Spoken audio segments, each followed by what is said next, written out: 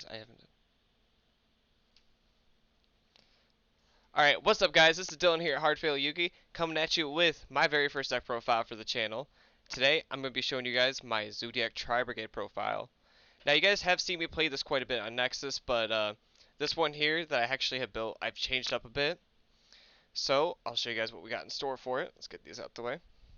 So, starting off with our main deck here. Of course, we got to be running 3 Fractor, 3 Nerval, and 3 Karis. Because that's basically our main deck Tri-Brigade engine.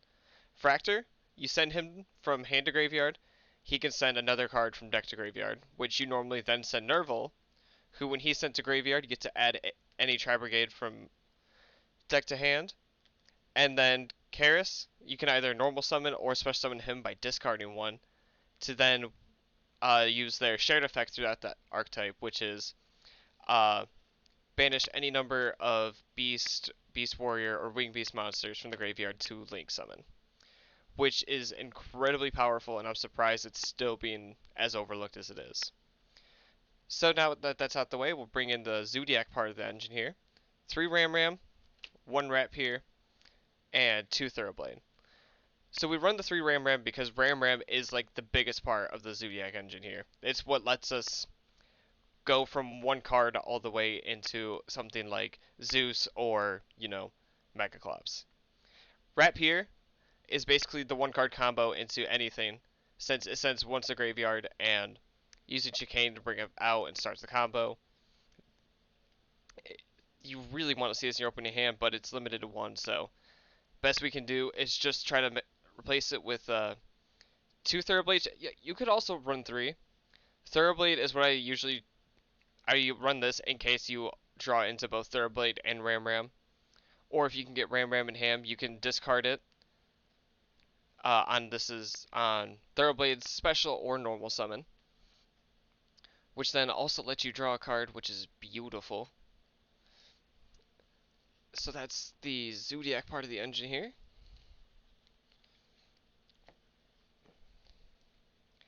And then just 2 other key, like Winged Beast and Beast parts of the archetype. We run Barrier Statue of Stormwind because we do run Simorgh, and Simorgh's just a good safe play. Having Barrier Statue just pop out and phase. And then we all know Alpha Master Beast. We normally see this card at 3 copies per deck, but I run it just preferably at 1 because I don't necessarily use it as much, and it's a little bit more budget friendly. Alright, now for hand traps. We got the usual 2 Ash, 2 Gameciel because Dragoon. It's just so nice being able to more than likely have Dragoon removal in hand first turn. It's something I really don't like missing out on. And then the Frame Gear Gamma Engine. Just, I feel like this gives us a solid protection against monster effects, searching, and then, like I said, we have a good Dragoon out. And a lot of our extra deck over here does have lots of room to play around with too. So I feel like we don't need as many hand traps in the main deck. But regardless, we still have a good amount and plenty more in the side deck if we need it. Now going into our spells here, we got 3 Airborne Assault. This is basically just it's a free special summon if you have a Beast Warrior, Winged Beast, but it just has to have a different type and attack less than the monster. And then you're stuck to Link summoning the rest of the turn. But after you do your main combo, it's a good extender. Then we run, of course, 1 Barrage, 1 Foolish Burial, and 3 Tenki. I feel like this gives us just a solid play here. Barrage is just 1 card into almost anything else by destroying 1. Foolish Burial, you can send either Ram that you need in there, or even send Nerval just to get a search if you don't have any other access to your Tri-Brigades. And then Tenki just is your 1 card into anything. Get that here. And then just 1 Triple Tactics talent, again, trying to make this somewhat budget friendly. Running this at 1, because a lot of the time I do end up with this in hand, it almost never gets used. It's just in my experience, it's a bit bad luck, probably. And then we run. There can only be 1 because we run 3 different types. It really lets us play around this trap really easily, and a lot of opponents have a horrible time dealing with it. Tri-Brigade Revolt, basically letting you take your banished or graveyard monsters, special summon them, and then immediately after the effect resolves, link summon with them. And this card is just so good for recursive material from, your banished zone, and basically a free link summon on your opponent's turn. 2 warning point and 2 infinite imperm, because, we don't like our opponent playing the game if we want to win, right? Right? No, if we really didn't like that, we'd be playing Eldritch Numeron Dragoon, or as everyone calls it, End. Alright, so now we're going into the extra deck here. We got Tiger Mortar, Chicane, Trident, and Borbo. This is our, main Zoodiac core. Trident, Chicane, and Tiger Mortar are for, the main combo to go into something like Megaclops or just anything that, needs extra deck monsters and whatnot. Borbo we have specifically for Divine Arsenal AAA Zeus or AA Zeus, because we all know how much this card's been killing the meta as of late. Really solid option with Borbo being able to attack directly. It's just basically free Zeus. Now going into the Tri-Brigade part of our extra deck, we got 2 Furgit, 2 Rugal, not technically Tri-Brigade, but we still count some Morg in this, and 2 Shrike. I count some Morg in this because it is Wing Beast and it's playing along with our typings and whatnot. And then Furgit basically lets us special summon 1 from hand. Rugal can special summon 1 from graveyard, and then Shuriag on special summon. He gets the banished card on field, whether he is special summoned or another beast, Wing Beast, Beast Warrior monster is. Honestly, being able to have a Rugal and Shuriag on field, leading to, banishing cards on your opponent's turn just because you special summoned another monster. Really powerful effect, and then we all know some more can bring out a Wing Beast in the end phase, either giving you a Nerval for next turn or pulling out Barrier Statue to keep things safe. Get these all up here. And just for our more, staple options in the extra deck, we got Appaloosa, Megaclops, and Xcode Talker. I feel like these are just your best options because Megaclops you can make really easy with the Zoodiac engine. Appaloosa is still just a really strong card, being able to negate monster effects once per chain. And Xcode Talker just can honestly OTK your opponent in 1 turn along with your other cards.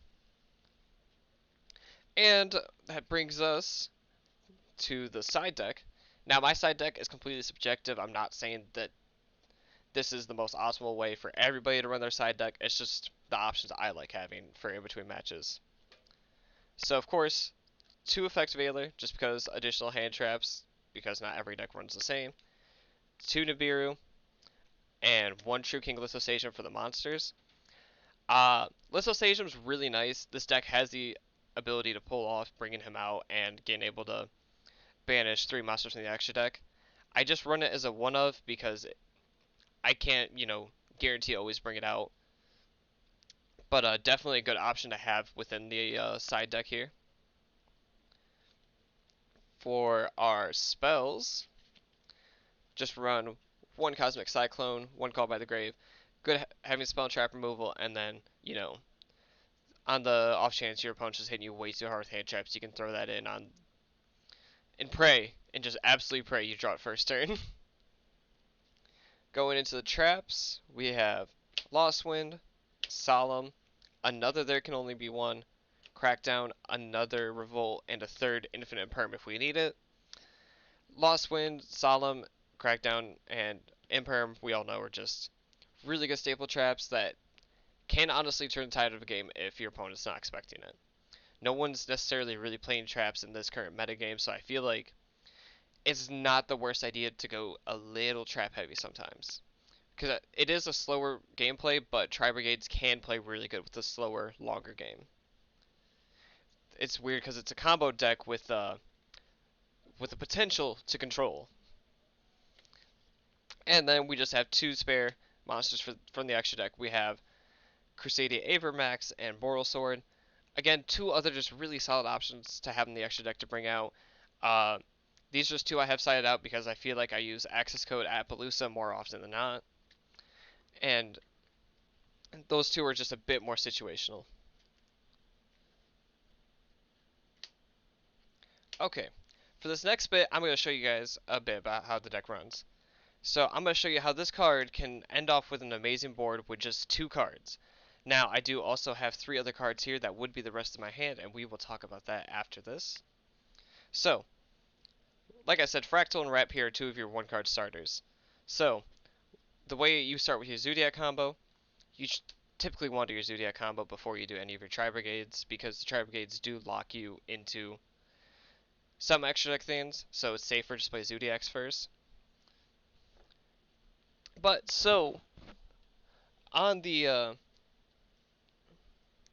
on the normal summon of Wrap here, you're gonna dump your, Ram Ram in the grave.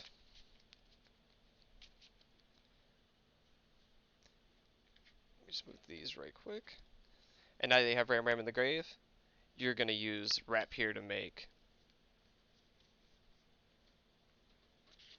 your Chicane to detach to bring out Ram Ram, and now you're gonna use your Chicane to bring out Drident, detach Chicane from Drident to pop your Ram Ram with the effect of Ram Ram bringing Chicane back out. And then you're going to use your Drident to make Tiger Mortar, and then detach one from Tiger Mortar to attach one to your Chicane. So you attach that, and then basically you detach that again to special summon your Drident, leaving you with 3 XYZ monsters on board, letting you go into plenty of options here. I, for one, like to go, you just dump 3, go into Megaclops, because Megaclops can basically bring one of them back next turn using your opponent's monsters. Or, yeah, using one of your opponent's cards, not even just their monsters. So then we'll start off here with Fractor. So you're going to send Fractor to the graveyard, to then send Nerval to the graveyard, to add Tri-Brigade Karis to hand.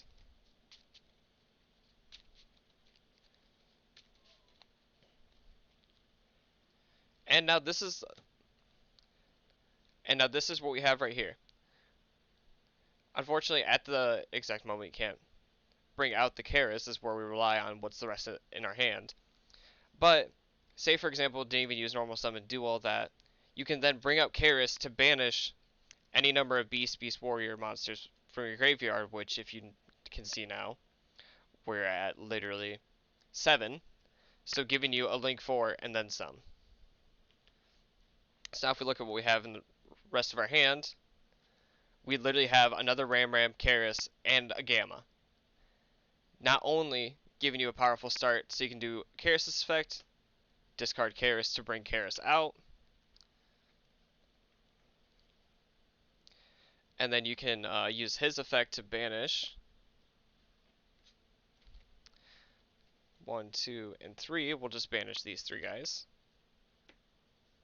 Banish Nerval, Fractal, and Karis. And then we'll bring out some Morg, so that way on our end phase we can bring out